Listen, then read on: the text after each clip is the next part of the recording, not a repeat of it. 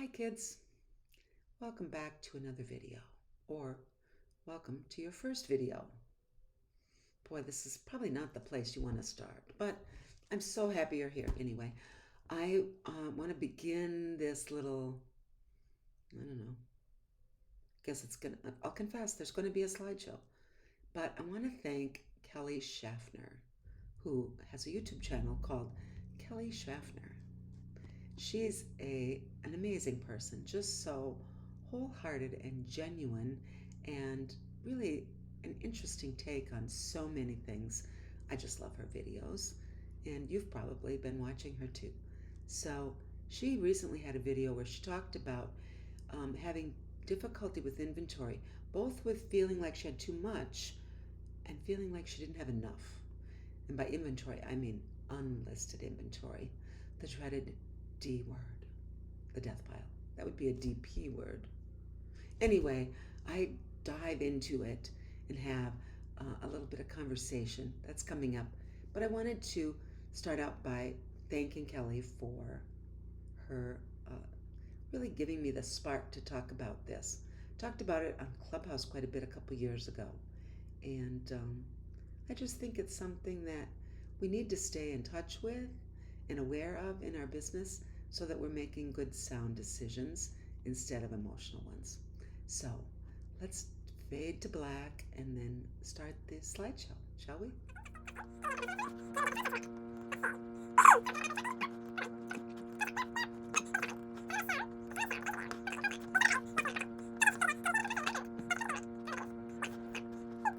Oh, escape. This is so funny. Okay, we don't want that. How do we? Okay. I'm here to talk about death piles. Do you have one? Inventory, backstock, an emergency plan? What is all that extra stuff that you've got in your closet or your garage or 3 rented storage buildings? Would you like to have a conversation about inventory that you haven't listed yet? Let's do that. So what I'm not going to talk about is why you have the amount of unlisted inventory that you have.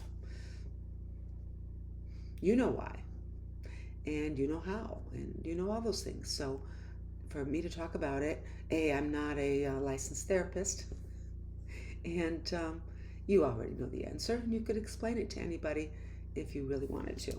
So I'm also not going to talk about how much unlisted inventory you should have, because as is a popular saying in the reseller community, you be you. You do you.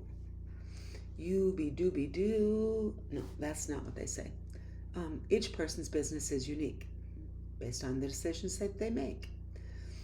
The conversation is to get a little information about so that you can decide how much unlisted inventory you have, how much unlisted inventory you need, and how much unlisted inventory you want.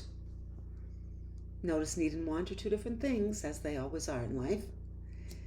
How much unlisted inventory feels good, because I know it's shocking, but we make a lot of our decisions in business and in life based on how it makes us feel. And this is all for you and your business.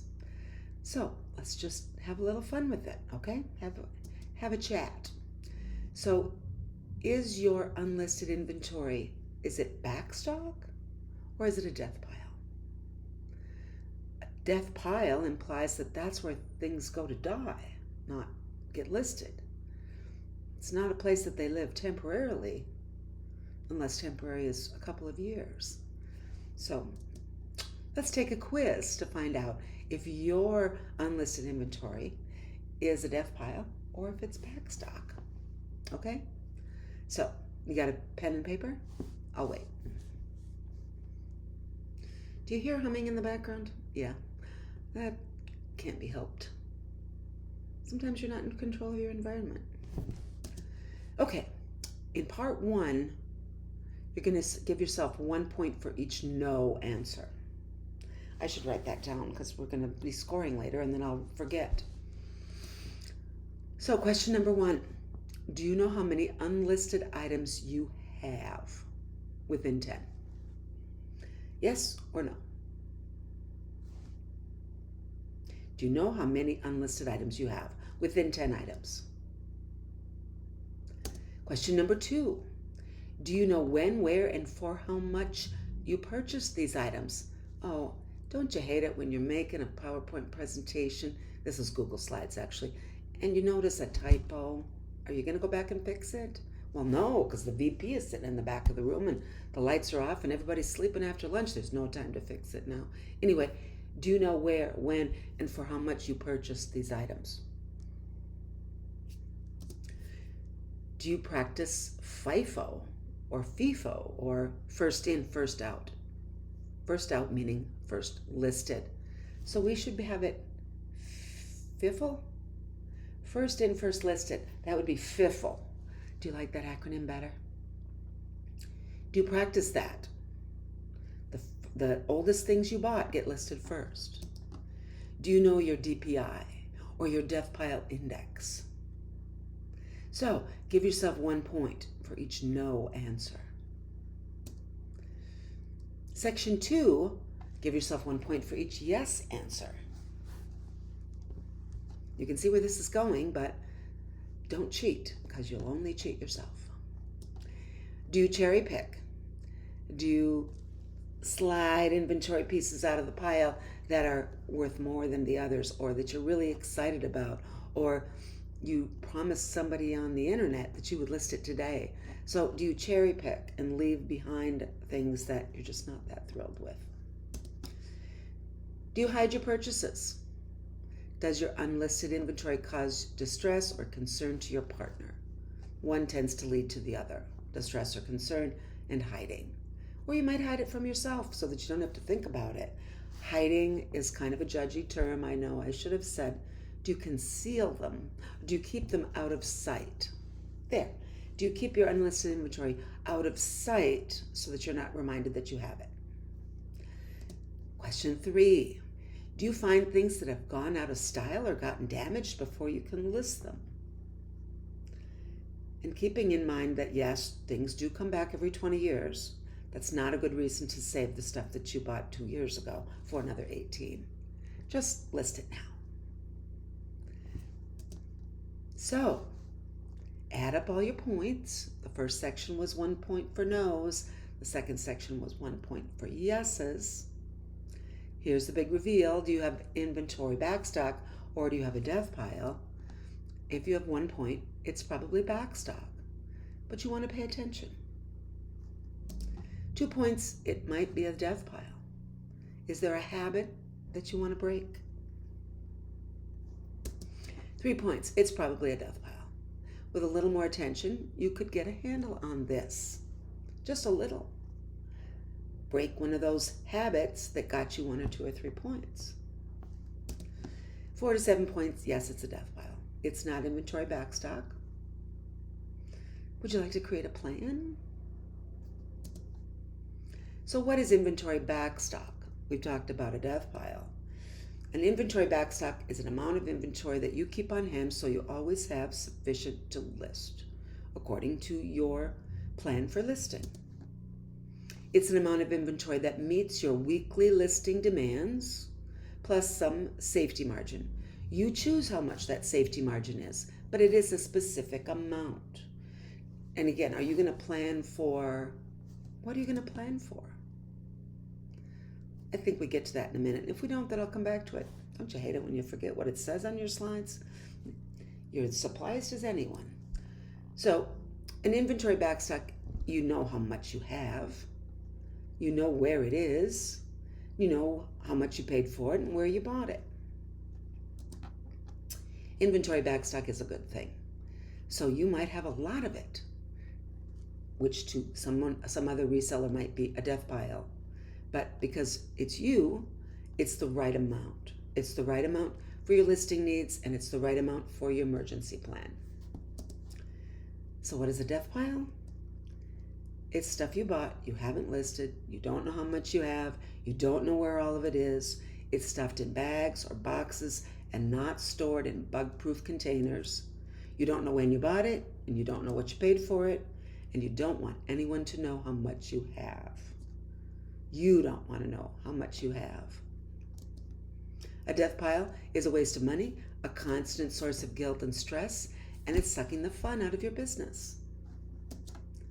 So the death pile index, or a better name is backstock requirements, planned sourcing, money pile. You choose what you want to call your number of unlisted inventory. So first you need to know how many listings do you do on average each week. Not how many you'd like to do, not how many you're shooting for, not an aspirational goal you hope to meet this week or next month. How many do you do on average each week? How many you actually do? I say go back and look like over 3 months and find out the average, because you might do a bunch one week and a few the next. You might do a bunch one day and nothing the next. But over time, how much are you chugging along average listing? If you do set a new listing goal and you achieve it and you sustain it, then that becomes your new average listing needs. How many weeks of inventory do you need to have on hand to feel prepared for unexpected inventory shortages? So a short-term thing would be you lose childcare and you have to change your work schedule and your childcare schedule and it doesn't look like you're going to be able to go sourcing anytime in the next week or two. So you need a couple weeks of inventory. Do you have a debilitating illness that crops up, gets worse from time to time, and then you go a certain period of time where you can't go sourcing? Does you have a family member who has needs that come up from time to time and you can't go sourcing? So if you're someone who's used to going sourcing every day or 3 times a week or once a week for all of it, how many extra items do you want to keep on hand in case you or someone else gets sick? You want to take a vacation and you won't be sourcing during vacation? I know we all do. Do you want to prepare for a major personal or family crisis that's totally unpredictable? Should you be prepared for a pandemic? God, I'm hoping that doesn't happen again in my lifetime, but how do you feel about it? It's up to you, but pick a number. A number, not a vague pile of plastic bags in your basement. A number of items that you want to have more than what you need to list next week. That would be your emergency stockpile. Multiply how many items you list each week by how many weeks inventory supply you need to have on hand to identify the need that you identified. Number of items times number of weeks.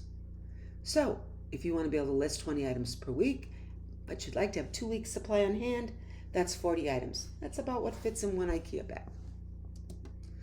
If you want to list 50 items a week and have a 4-week supply, that's 200 items. Do you want to add some for an emergency?